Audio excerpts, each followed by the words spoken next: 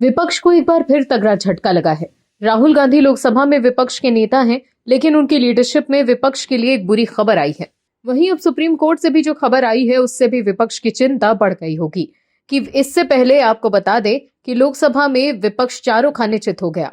लोकसभा में स्पीकर ओम बिरला को पद से हटाने के लिए विपक्ष द्वारा लाया गया अविश्वास प्रस्ताव बुधवार को ध्वनिमत से गिर गया। प्रस्ताव पर 2 दिन चली तीखी बहस के बाद गृह मंत्री अमित शाह ने विपक्ष पर तीखा हमला बोलते हुए कहा कि संसद किसी दल की मर्जी से नहीं बल्कि अपने तय नियमों और परंपराओं से चलती है। उन्होंने स्पष्ट शब्दों में कहा कि ये कोई मेला नहीं है जहां सदस्य मनमर्जी से बोल सकें। वहीं राहुल गांधी की पोल खुलते हुए अमित शाह ने यह भी कहा कि जब सदन चलता है तब राहुल गांधी विदेश में रहते हैं। वहीं लोकसभा में राहुल गांधी के अटेंडेंस का भी खुलासा अमित शाह ने किया। अब विपक्ष लोकसभा अध्यक्ष ओम बिरला के बाद देश के मुख्य चुनाव आयुक्त ज्ञानेश कुमार पर निशाना साध रहा है। उनके खिलाफ भी हमलावर है। अब उनके खिलाफ सांसदों ने हस्ताक्षर अभियान शुरू कर दिया है। उनकी तैयारी इसी सप्ताह संसद के दोनों हाउस के सचिवालयों में नोटिस जमा करने की तैयारी है, जो मुख्य चुनाव आयुक्त को हटाने के लिए प्रस्ताव संबंधी होगी। इतिहास में ऐसा पहली बार होगा जब किसी मुख्य चुनाव आयुक्त को हटाने का नोटिस दिया जा रहा है। क्या है पूरी खबर, बताते हैं आपको इस रिपोर्ट में। दर्शकों, लगातार मिल रही हार के बाद राहुल गांधी ने प्रेस कॉन्फ्रेंस कर चुनाव आयोग पर वोट चोरी का आरोप लगाया था, लेकिन जब चुनाव आयोग ने हलफनामा मांगा तो राहुल गांधी ने यू टर्न ले लिया। वहीं वोट चोरी के आरोप पर राहुल गांधी अब तक सबूत लेकर सुप्रीम कोर्ट भी नहीं गए, जबकि गृह मंत्री अमित शाह ने राहुल को चैलेंज दिया था कि अगर उनके पास सबूत है तो वो सुप्रीम कोर्ट जाएं। लेकिन क्यों राहुल गांधी सुप्रीम कोर्ट जाने से भाग रहे हैं, ये एक बड़ा सवाल है। लेकिन अब टाइम्स ऑफ इंडिया की एक रिपोर्ट के अनुसार मुख्य चुनाव आयुक्त ज्ञानेश कुमार को हटाने के लिए टीएमसी की अगुवाई में तैयार ये नोटिस लोकसभा और राज्यसभा के महासचिवों को दिया जाएगा। सूत्रों के अनुसार नोटिस में लगभग आधा दर्जन आरोप लगाए गए हैं। इनमें मुख्य चुनाव आयुक्त का पक्षपात व्यवहार और वोटर लिस्ट से मतदाताओं के नाम हटाने जैसे गंभीर आरोप शामिल हैं। इंडिया गठबंधन की सभी पार्टियों के साथ साथ गठबंधन से बाहर आम आदमी पार्टी के सांसदों ने भी हस्ताक्षर किए हैं।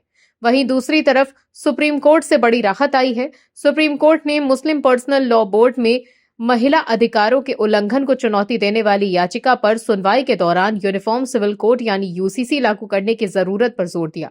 शीर्ष अदालत ने कहा कि अलग अलग समुदायों के निजी कारणों के चलते कई बार कानूनी दिक्कतें पैदा होती हैं, इसीलिए इस दिशा में कदम उठाना विधेयिका का जिम्मेदारी है। सीजेआई सूर्यकांत, जस्टिस जयमाल्य बागची और जस्टिस आर माधवन की बेंच इस मामले पर सुनवाई कर रही है। बार एंड बेंच की रिपोर्ट के मुताबिक मामले की सुनवाई के दौरान जस्टिस बागची ने कहा कि अगर हम पर्सनल लॉ को अमान्य घोषित कर दें तो इससे कानून में एक वैक्यूम पैदा हो जाएगा।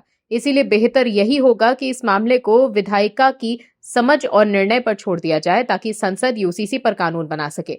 कोर्ट पहले भी यूसीसी लागू करने की सिफारिश कर चुका है। जस्टिस बागची ने कहा कि एक मुस्लिम पुरुष किसी भी प्रक्रिया का पालन करते हुए एक तरफा तलाक दे सकता है। क्या हम व्यक्तिगत कानून के आधार पर हुए सभी बहुविवाह संबंधों को अवैध घोषित कर सकते हैं? नहीं। इसीलिए हमें संविधान के मूल कर्तव्यों को प्रभावी बनाने के लिए विधायिका की शक्ति पर ही निर्भर रहना होगा। सीजेआई ने भी जस्टिस बागची की राय से सहमति जताते हुए कहा कि इसका जवाब समान नागरिक संहिता ही है। दर्शकों, बीजेपी के प्रमुख चुनावी वादों में से एक प्रमुख मुद्दा यूसीसी को लागू करना भी है। केंद्र में मोदी सरकार के तीसरे कार्यकाल का 1 साल मई में पूरा हुआ था।